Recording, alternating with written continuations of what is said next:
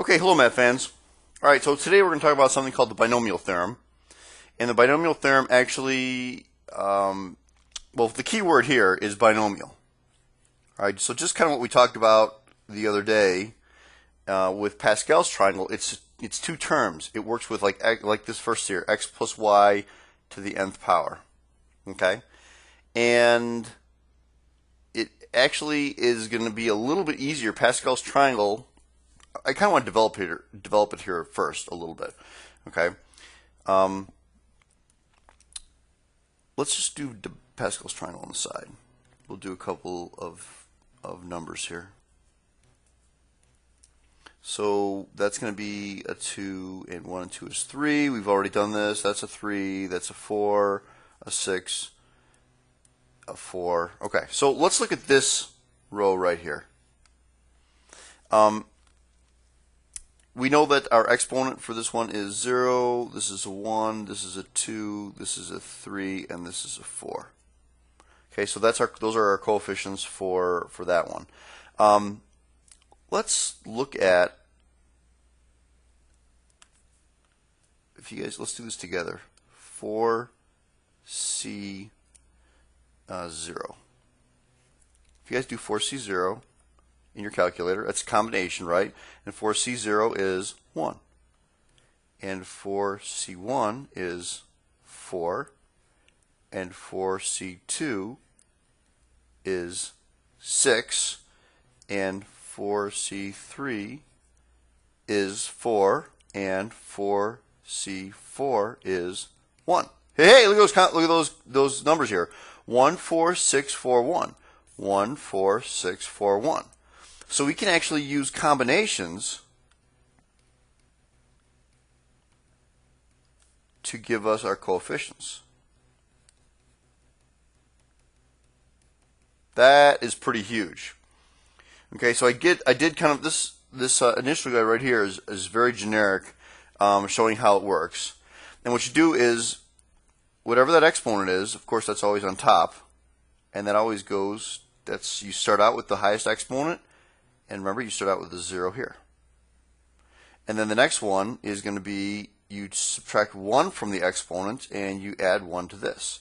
So here it starts out with the biggest exponent for the first term, and it goes, you subtract 1, and you subtract another 1, you subtract another 1, and you go all the way until you get to 0. And the second term, you start out with 0, you add 1, you add 1, you add 1, until you get to n. Right, the term. So let's look at this example. It's x plus y to the third power.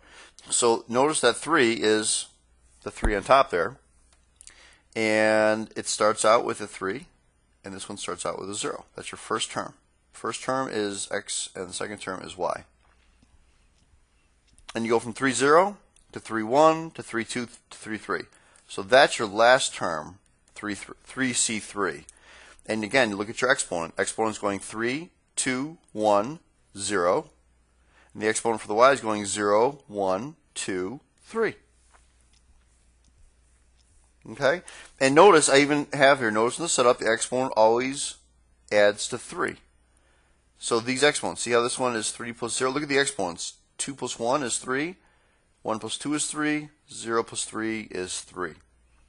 So this, again, this 3, 0 and the 3, 1 and the 3, 2 and the 3, 3, that gives you your coefficients. And then you have your exponents with each term. Right there, there, and there. And then, of course, you simplify it. You don't leave anything unsimplified, and you get your final answer. So that would, obviously, if we did it with Pascal's triangle, you would have gotten the exact same thing. Okay? So let's take a look at the next example here. Okay, so the next example is 2x cubed minus 3y to the fourth. So there's your exponent, it's 4. So it's 4, 0, 4, 1, 4, 2, 4, 3, and 4, 4. And the only thing you have to be careful about is it's 2x cubed to the fourth. So it's this whole term to the fourth power. A common mistake I see every year is people do this. They do the first term to the fourth power, and they say, oh, that's equal to 2x to the 12th power. Okay, that's really, really not good. It's 2 to the 4th power and x cubed to the 4th power. So 2 to the 4th power is 16, so the answer is 16x to the 12th. And be careful of your exponents too. 3x cubed to the 4th power, you multiply those exponents. So you're going to get x to the 12th. So that's why here it is. 16, it's 1, 4c1 is 1, 16x to the 12th, and of course this is just 1. Okay, 4c1 is 4, and it's 2x cubed, which is 8x to the 9th. And then it's, here you got a negative here, so you got to be careful. It's negative 3y. 4c2 is 6. 2x cubed squared is 4 times x to the 6th. And negative 3y to the 2nd, remember it's positive now, so it's 9y squared. And then, of course, 4c3 is 2x cubed to the 1st power. And that's negative 3y. And don't say negative 3 times or to the 3rd is negative 9. It's negative 3 to the 3rd power, which is negative 27y cubed. And then 4c4 is 1. That's 2x cubed to the 0 is 1. And this guy is, again, positive. It's an even exponent. So it's 81 and then y to the 4th. And then you simplify it, and that's your answer. And notice it's to the 4th power, so I have 1, 2, 3, 4, 5 terms. Okay? Well, this is very similar to Pascal's triangle. Obviously, you don't have to draw the triangle anymore, which is kind of nice. And you're like, well, that was pretty easy. But yeah, I gave you to the 4th power here. What happens if I said 2x cubed minus 3y to the 105 power? Okay? That would be normal, and you would just go, oh man, that would be brutal. You'd have to draw a triangle, and the triangle would just be huge. Okay, you'd cover the whole side of your house. It's very sad. So, binomial theorem is very helpful. All right, let's look at actually a really even a better use. Okay, find the 5th term. This is where, seriously, it's very, very important to use binomial theorem here. All right, because the deal is with Pascal's triangle, and if I said find the 5th term, you'd have to do the whole triangle anyway, and that would take you a long time. So here I say find the 5th term of this. I even say we don't need to completely expand, just find the 5th term. And here it is. Remember, the first term is 6c0. So the second term is 6c1. So the 5th term is 64, not 65. So what you're going to do basically, if you're looking for the 5th term, it's 1 less. That's why it's 6c4. Okay, you've got to remember that. That number is 1 less than the term number.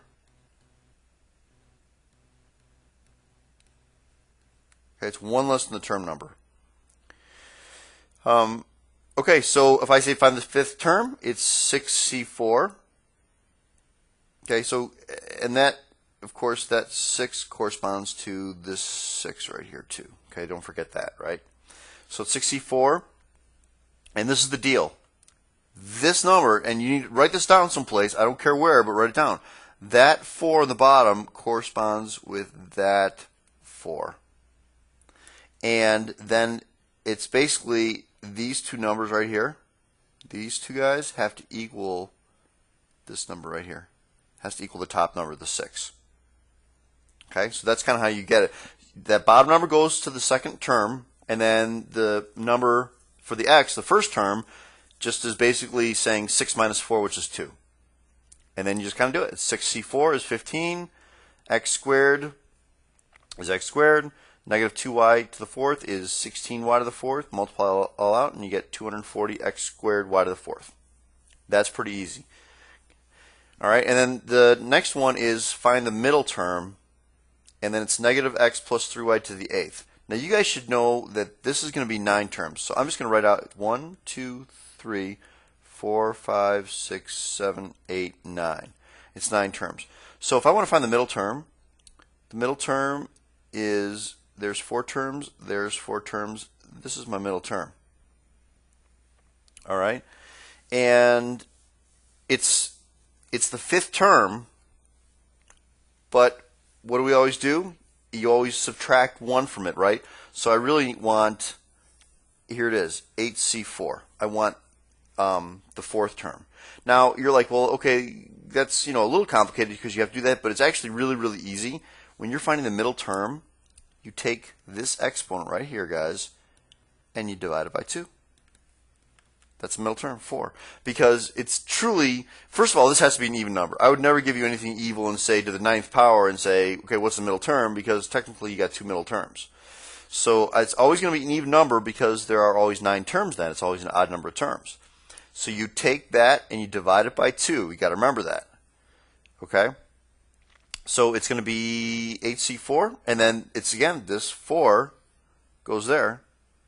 And the nice thing about it is these are both the same, always, for a middle term. So negative x to the 4th is x to the 4th.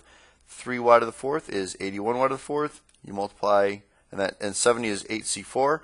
Multiply it all out, and you get 50, or 5670 x to the 4th, y to the 4th. So it's half of that term. Okay, so let's do a complicated, or a little more complicated one. Okay, I'm just going to make kind of a random problem up here. Let's see, x squared minus 2y cubed, and this is going to be to the we'll say to the 20th power. Okay, and I want to find out what is the 8th term. So it's just like the first type of problem. Okay, so again, it's pretty easy. It's 20, and the 8th term, it's 1 less. So it's 7. And the reason, guys, remember, it's 1 less because you start with 0. So if you count 0 through 7, that's 8 terms. So it's 20C7 times, I'm going to write my first term out here and my second term. Okay, and then remember, that number goes there, so to the 7th, and then it's basically 20 minus 7, which is 13. That's to the 13th power. Okay, that's the setup. That's basically the 8th term, and then you need to simplify it. So if you do in your calculator 20C8, you get 125,970. Okay, x to the second to the 13th power is x to the 26th, and negative 2 to the 7th power is negative 128. Y to the 21st power. Okay, so then you do negative 128 times 125,970, and you get negative 161,24160 x to the 26th, y to the 21st. That's it, man. That is the 8th term of that brutal problem. That would have taken you a long time to figure that out, but we use binomial and we can figure it out really easily. Okay? Now let's say I want to find the middle term. That's even easier. Okay? That middle term is like a no-brainer. It's an even number. It's 20 divided by 2 is 10. So there it is, man. It's 20C10, and it's x squared to the 10th, and negative 2y cubed to the 10th. It's really easy. Okay, these numbers are always going to be the same, and they're all going to add up to 20. It's basically half of that. Half of 20 is 10. Okay, so then you do 20C10, and you get 184,756. It would be good for you to do this too as I'm doing this. X to the 20th, and 2 to the 10th power is 1,024. It's positive. Y to the 30th. So it's 184,756 times 1,024 is 189. 190, 144. for x to the 20th, y to the 30th. That is the middle term. Okay? So that's it. That's how you do binomial theorem. It's a great theorem to know. So it's kind of your choice what you want to do. Pascal's. We showed you Pascal's. But binomial is actually really, really easy. I would recommend binomial, especially if I start giving you some big numbers. I would not use Pascal's triangle. I would use binomial theorem. Okay? That's it, math fans. Have a nice day. Goodbye.